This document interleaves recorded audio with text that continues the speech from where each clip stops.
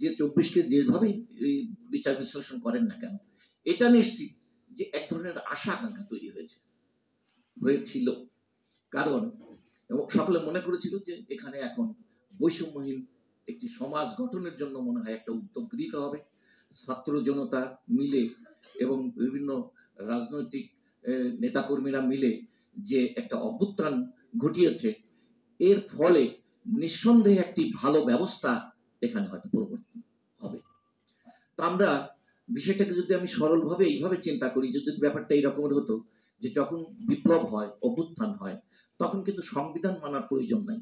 যদি বিষয়টা এমন হতো যে ওই দিন যে সরকার গঠিত হলো, সেই সরকার শহীদ মিনারে গিয়ে শপথ নিচ্ছে, যদি এমন হতো, আমাদের সংসদে তো 350 জন প্রতিনিধি বসেন, নির্বাচিত প্রতিনিধি, তো যদি এমন হতো যে ওই ফ্যাসিস্ট সরকারের সঙ্গে যারা ছিলেন তারা বাদ দিয়ে যত রাজনৈতিক নেতৃবৃন্দ যারা আছেন, কৃষকের প্রতিনিধি আছে, শ্রমিকের প্রতিনিধি আছে, ছাত্রের প্রতিনিধি আছে, নারীদের প্রতিনিধি আছে, বুদ্ধিজীবীদের প্রতিনিধি আছে, চাকরিজীবীদের আছে, ব্যবসায়ীদের আছে, সকল প্রতিনিধি নিয়ে যদি এই 350 জনের একটি সংসদ করা হতো, জাতীয় পরিষদ করা হতো, এবং সেটা যদি একটি জাতীয় সরকার হতো, এবং তারা কোথায় কোথায় সংস্কার দরকার, কোন বিষয়টি করা দরকার, এবং সেটা 1 বছর না, যদি একটা সরকার তো 5 বছর থাকে, এই পরিষদ যদি 5 বছর প্রয়োজন হতো এটা চালিয়ে নিত, তাহলে 5 বছর পরে আমরা বলতে পারতাম যে হ্যাঁ, আমাদের আশঙ্কা বাস্তবায়িত হয়েছে। কিন্তু আজকে এখানেও আমরা যেসব আলাপ আলোচনা করলাম এবং বাইরেও আমরা বিভিন্ন যে আলাপ আলোচনা করি, তাতে কিন্তু আমাদের মনে হচ্ছে যে আগের সব আশা আকাঙ্ক্ষা যেভাবে মুছে গেছে, এবারেও যেন সেই রকমের সুরই আমরা চারদিকে শুনছি যে এটাও যেন ব্যক্ত হওয়ার পথে। আমরা এই একটা বছর পার হয়ে গেল, আমরা যে সংস্কারগুলো খুব সহজেই করে ফেলানো যেত সেগুলোরও আমরা বাস্তবায়ন দিচ্ছি না।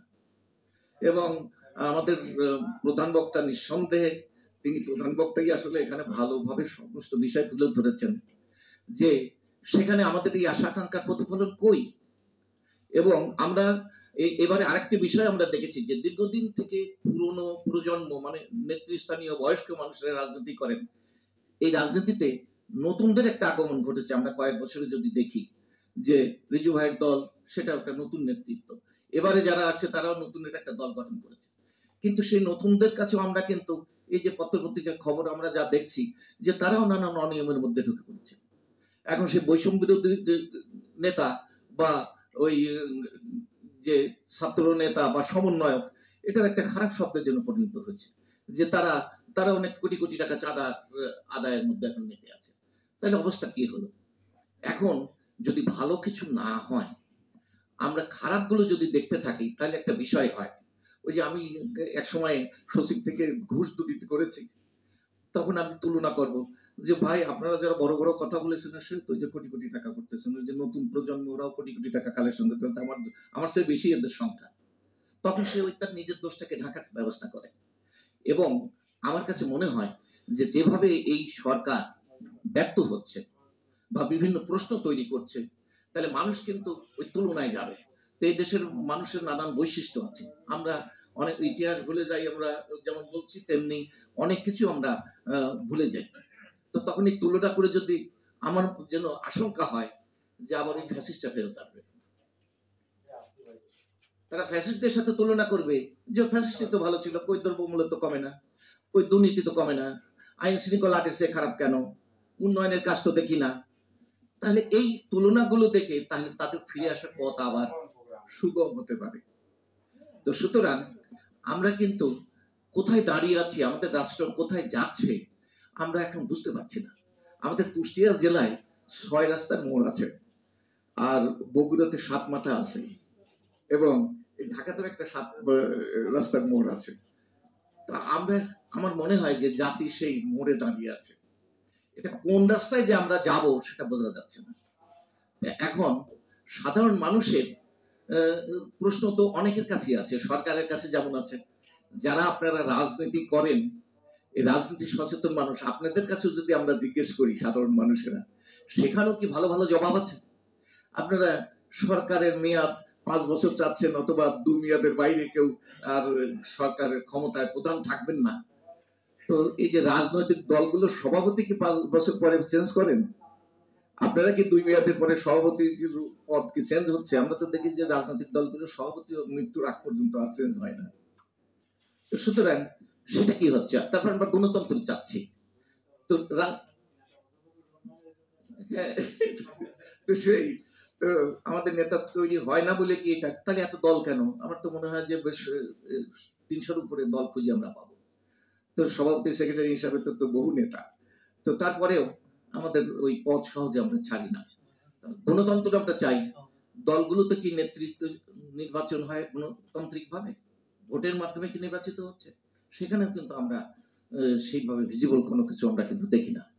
তাহলে আমাদের সকলের মধ্যে কিন্তু ওই যে আসলে বড় থাকার একটা বিষয় রয়েছে। আমাদের মধ্যে একটা স্বৈরাচারী অ্যাটিটিউড আমাদের রয়েছে, এবং স্বৈরাচারী অ্যাটিটিউড, কর্তৃত্ববাদী অ্যাটিটিউড যাদের থাকে তারা কিন্তু কোনো ভুল স্বীকার করে না। ওই যে হিটলার এবং মুসলিনি কিন্তু নির্বাচিত সরকার, রিজু ভাই বললেন, এবং তারাও কিন্তু ভুল স্বীকার করে না, এবং সেজন্য 2জন আত্মহত্যা করেছে, কিন্তু ভুল স্বীকার করবে না, আত্মহত্যা করতে রাজি আছে। তো সুতরাং এই যারা অন্যায় করে তারা কিন্তু ভুল স্বীকার করে না, তারা কিন্তু নানান যুক্তি তৈরি করে এইভাবে। তো সেই জন্য আসলে করণীয় নির্ধারণ করা তো কঠিন। আমরা সাধারণ জনগণের কথা আমরা কিন্তু শুনি যে রাজনৈতিক নেতারা, আপনারা কিন্তু সব এই যে প্রেস ক্লাবের সামনে এখানে আর এই যে রুমের মধ্যে রাজনীতি নিয়ে আসছেন, জনগণের কাছে আপনারা যাচ্ছেন না। তো আমার মনে হয় যে জনগণকে যখন তৈরি করতে যদি না পারেন, তাহলে এইসব বক্তৃতাগুলো বক্তৃতার মধ্যেই থাকবে। আর আমরা এখানে যারা আলোচনা করছি, আমাদের এই আওয়াজ জাতীয় রাজনীতিতে বা নীতি নির্ধারণের কাছে কতটুকু যাচ্ছে, কে গুরুত্ব দিচ্ছে? তো সেইটা একটা, হ্যাঁ, গুরুত্ব দিলে আমরা জনগণকে যদি তৈরি করতে পারি। আমাদের তো কোটি কোটি মানুষ লেখাপড়াই জানে না এখন, তারা শুনে মুসলমান, শুনে রাজনীতিবিদ। তো সুতরাং আমাদের জনগণকে তো তৈরি করা আসলে দরকার।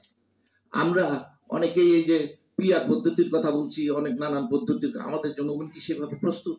আমাদের জনগণ কি গণতান্ত্রিক মন মানসিকতা, রাজনীতি বোঝার সেই পর্যায়ে, মানসম্মত পর্যায়ে আছেন? তাহলে আমাদের জনগণকে তো রাজনীতি সচেতন করা দরকার। আমরা এই যে এত সংস্কার নিয়ে কথা হচ্ছে, কৃষকের জন্য সংস্কারের কমিটি হয়েছে কি?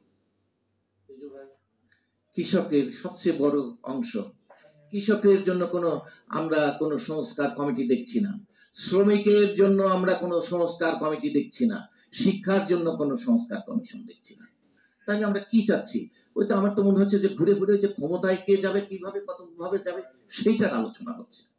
কেউ নির্বাচন চায়, এখন একটা মোটা দাগে 2টা ভাগ হয়েছে। একটি হলো যে কেউ দ্রুত নির্বাচন চাচ্ছে, আর একটা গ্রুপ তারা সংস্কার করছে। কিন্তু এই যে ঘাটতিগুলো কিন্তু রয়ে গেছে, প্রকৃত পদ্ধতি কিন্তু আমরা সুপারিশ করছি না। জনগণের ক্ষমতায়ন কিভাবে হবে? সেই জনগণ এদের রাষ্ট্রের নাগরিক, কিন্তু জনগণের কাছে জবাবদিহির ব্যবস্থা কি সেইভাবে আছে? আমাদের সেই জবাবদিহির ব্যবস্থাতে কিন্তু বিরাট ঘাটতি আছে, এবং দুর্নীতি, অনিয়ম, অন্যায়, সন্ত্রাস চলতে থাকে কখন? যখন জবাবদিহির ব্যবস্থা থাকে না, যখন বিচার হয় না, তো তখন এগুলো উৎসাহিত হয়। তো সুতরাং আমাদের আমাদের করণীয় কিন্তু অনেক কিছু আছে। এ দেশকে যারা ভালোবাসেন, এ দেশের মানুষের যে সার্বিক মুক্তির কথা যারা বলেন, যে রাজনৈতিক মুক্তি, অর্থনৈতিক মুক্তি, সাংস্কৃতিক মুক্তি, সেই মুক্তির ব্যবস্থা করতে হলে আমাদের তো সার্বিকভাবে আমাদের সকলের সম্মিলিত চিন্তা ভাবনা করা দরকার। আমরা এই 24-এর বিপ্লব বলেন বা অভ্যুত্থানের আগে, কয়েক বছর আগে থেকে আমরা কিন্তু গণমুক্তি জোটের মাধ্যমে আমরা কিন্তু বলেছি, আমাদের এরকান সাহেবও বললেন যে ওই মুখদারের এপিট ওপিট আওয়ামী আর বিএনপি রেজিমের বাইরে একটা বিকল্প রাজনৈতিক শক্তি গড়ে তোলা দরকার, এবং সেটা গণতান্ত্রিক রাজনৈতিক শক্তি। সেটি আমি ওইটার মুখপাত্র হয়েছিলাম। তো সুতরাং সে গণমুক্তি জোট চলছে, আমি ওইটা সামাজিক সংগঠনের প্রতিনিধি হিসাবে এখানে যুক্ত ছিলাম। আমি এখনো একটা প্ল্যাটফর্মে কাজ করি যে আমরা গণতান্ত্রিক বাংলাদেশ চাই, গণতন্ত্র চাই। তো সেই প্ল্যাটফর্মটার নাম হলো ডেমোক্রেটিক বাংলাদেশ মুভমেন্ট। আমি সেখানে কাজ করি এবং বলার চেষ্টা করি যে আসলে কিভাবে গণতন্ত্র পাওয়া যাবে, কি করে জনগণের ক্ষমতায়ন হবে, সেই কথাগুলো বলার চেষ্টা করি। শেষ জীবনে এসে হয়তো এই ঋণ শোধ করার চেষ্টা করতেছি যে, এবং মানুষের কাছে যাওয়া যায় কিনা, এই শুধু এইখানে রুমের মধ্যে না, এদেশের গ্রামে গঞ্জে যাওয়া দরকার, ক্ষমতার বিকেন্দ্রীকরণ দরকার। আমাদের কিন্তু এই দীর্ঘদিন থেকে এর সাথে সময় কিঞ্চিত বিকেন্দ্রীকরণ হয়েছিল, তারপর থেকে কিন্তু ক্রমান্বয়ে সেন্ট্রালাইজ করা হয়েছে ক্ষমতা। তো এটাকে ক্ষমতা বিকেন্দ্রীকরণ করা দরকার। আমাদের উপজেলা আদালত নিয়ে যাওয়া দরকার, আমাদের হাইকোর্টের বেঞ্চ গুলো ডিভিশনে নিয়ে যাওয়া দরকার, আমাদের ইউনিয়ন পরিষদকে একেবারে সমস্ত সেবার কেন্দ্রবিন্দু করা দরকার, যে সরকার সরাসরি ইউনিয়ন পরিষদে বরাদ্দ দিক এবং মানুষের যত রকমের সেবার বিষয় আছে সেগুলো যেন ইউনিয়ন পরিষদে পায়।